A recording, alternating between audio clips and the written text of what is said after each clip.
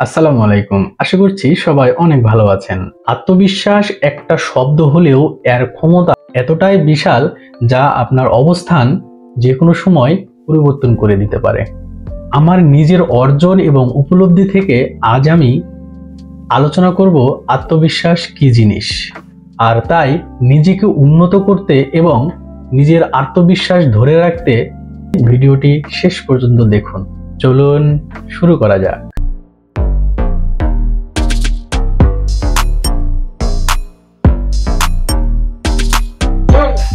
What is self confidence?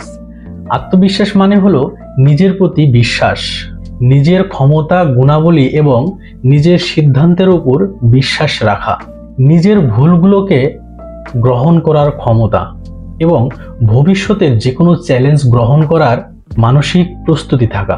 আত্মবিশ্বাস এমন একটি শক্তি যা আপনার জীবনের প্রতিটি ক্ষেত্রে সফলতার চাবিকাঠি হতে পারে। একটা প্রচলিত কথা আছে, আপনাকে বড় বলে বড় সেই নয়, লোকে যারে বড় বলে বড় সেই হয়। কথাটা আমার কাছে মনে হয় সম্পূর্ণটা ঠিক না।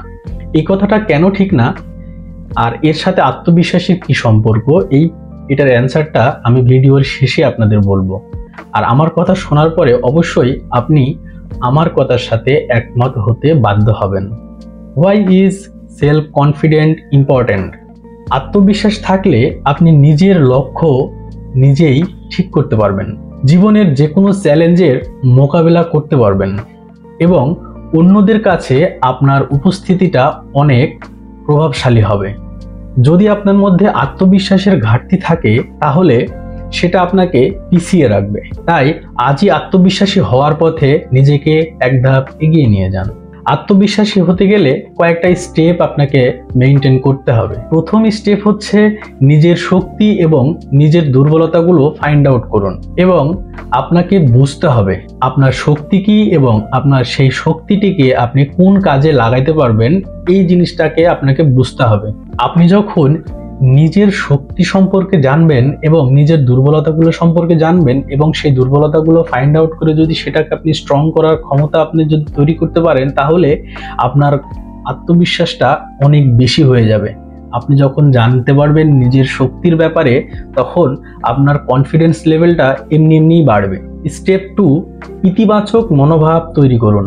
আপনার চিন্তাধারা এবং মনোভাব আপনার আত্মবিশ্বাস বাড়াতে অনেক গুরুত্বপূর্ণ ভূমিকা পালন করে।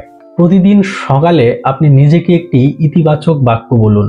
যেমন ধরুন, আপনি এই জিনিস অর্জন করতে চান, আপনি নিজের একটা বাড়ি করতে চান বা আপনি নিজের একটা বিজনেস স্টার্ট করতে চান। এই কথাটা প্রতিদিন সকালে আয়নার সামনে নিজেকে বলুন। নেতিবাচক চিন্তা করা।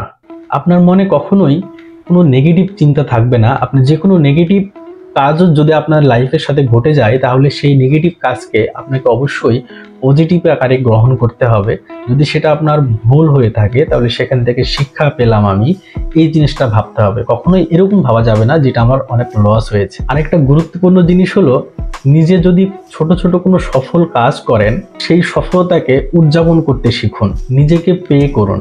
3 নম্বর স্টেপ হচ্ছে যে কোনো চ্যালেঞ্জ গ্রহণ করুন। নিজেকে কমফোর্ট জোন থেকে বাইরে আনুন এবং আপনার সামনে যেই চ্যালেঞ্জ আসবে সেটাকে অ্যাকসেপ্ট করুন, নতুন কিছু শেখার চেষ্টা করুন। ভয়কে জয় করার জন্য ছোট ছোট চ্যালেঞ্জকে গ্রহণ করুন। আপনি যতবার এই চ্যালেঞ্জের মুখোমুখি হবেন ততবার আপনার আত্মবিশ্বাস বাড়বে। আপনি যদি হারেন তবুও এবং যদি জিতেন তবুও। ওই যে বলেছিলাম, হারলে আপনার এক্সপিরিয়েন্স হবে আর জিততে তো আপনি উইন। 4 নম্বর স্টেপ হচ্ছে শারীরিক ভঙ্গি এবং ভাষার প্রতি মনোযোগ দিন। আপনার বডি ল্যাঙ্গুয়েজ অনেক কিছুই প্রকাশ করে। সোজা হয়ে দাঁড়ান। আপনার সামনে যিনি থাকবে তার সাথে যখন আপনি কথা বলবেন, আপনার কনভারসেশনের সময় অবশ্যই তার চোখের দিকে তাকিয়ে কথা বলুন। স্পষ্ট এবং জোরালোভাবে নিজের মত প্রকাশ করুন, যেন আপনার সাথে যে কথা বলছে সে যেন আপনার বডি ল্যাঙ্গুয়েজ এবং আপনার ভয়েসের মধ্যে যেন একটা কনফিডেন্স খুঁজে পায়। শারীরিক ভঙ্গি শুধু আপনার আত্মবিশ্বাস প্রকাশ করে না, এটি আপনার আত্মবিশ্বাস লেভেলটা বাড়াতেও অনেক সাহায্য করে। 5 নম্বর স্টেপ হচ্ছে অন্যের সাথে নিজেকে তুলনা করা বন্ধ করুন। অন্যের সাথে কখনোই নিজেকে কোনো তুলনা করবেন না। প্রত্যেকের জীবন ভিন্ন, আপনার যাত্রা আপনার গল্পও ভিন্ন। যখন আপনি নিজেকে অন্যের লাইফ থেকে আলাদা মনে করবেন, তখন আপনার কনফিডেন্স লেভেলটা অনেকটাই হাই হয়ে যাবে। একটা কথা মনে রাখবেন, আত্মবিশ্বাস রাতারাতি তৈরি হওয়ার জিনিস না, এটি আস্তে আস্তে তৈরি হয়, ওয়ান কাইন্ড অফ প্রসেস। আজ থেকেই নিজের প্রতি বিশ্বাস রাখার দিকে এক ধাপ এগিয়ে যান, ইতিবাচক হন এবং নিজেকে ভালোবাসুন। ভিডিওর প্রথমে একটা কথা বলেছিলাম, হয়তো মনে আছে আপনাদের, সেটি হলো আপনাকে বড় বলে বড় সেই নয়, লোকে যারে বড় বলে বড় সেই হয়। কথাটা ঠিক না সম্পূর্ণ। আমি কেন এই কথাটা বলেছিলাম, এখন আমি সেটার অ্যান্সারটা দিচ্ছি। আপনি যখন আত্মবিশ্বাসী হবেন, তখন নিজের সাথে সত্য বলাটা আপনার অনেকটাই সহজ হয়ে যাবে। আয়নার সামনে আপনি দাঁড়িয়ে যদি নিজেকে প্রশ্ন করেন যে আপনার মধ্যে যে যোগ্যতা আছে, সেই যোগ্যতাটা দিয়ে আপনি নিজের বাড়ি গাড়ি বা ফাইন্যান্সিয়াল ফ্রিডম হতে পারবেন কিনা, আপনার মন যদি বলে যে হ্যাঁ আপনি হতে পারবেন, তাহলে কে কি বললো ডাজ নট ম্যাটার। একটা কথা সবসময় মনে রাখতে হবে, সেটা হলো মানুষ আমাদের সফলতা দেখে, কিন্তু এই সফলতার জার্নিটা কেউ কখনো দেখে না, যে আমি কিভাবে এইখান থেকে এইখানে গেলাম। লোকে আপনাকে বড় বললো না সেইটার দিকে ফোকাস না দিয়ে আপনার কাজের উপর ফুল ফোকাস দিন। বড় তো আপনি হবেনই, কিন্তু আপনি যদি মানুষের ভালো কথা শোনার জন্য সবার সাথে ভালো ব্যবহার করে অপেক্ষা করেন যে মানুষ আপনাকে কবে ভালো বলবে, তাহলে দিন শেষে হয়তো মানুষ আপনাকে ভালো বলবে, but you are a loser, because আপনি কখনো কোনো কাজে মনোযোগ দিচ্ছেন না, আপনার ক্যারিয়ার ডেভেলপমেন্টে আপনি কোনো চিন্তা করছেন না। এখন আপনি কি বলবেন, আপনাকে বড় বলে বড় সেই হয়, তারপরে লোকে তো বড় বলবেই, কিন্তু অ্যাট ফার্স্ট আপনাকে বড় বলতে হবে। আজকের ভিডিও থেকে যদি আপনি কিছু শিখে থাকেন, তাহলে সেটি আপনার জীবন বদলাতে কাজে লাগান।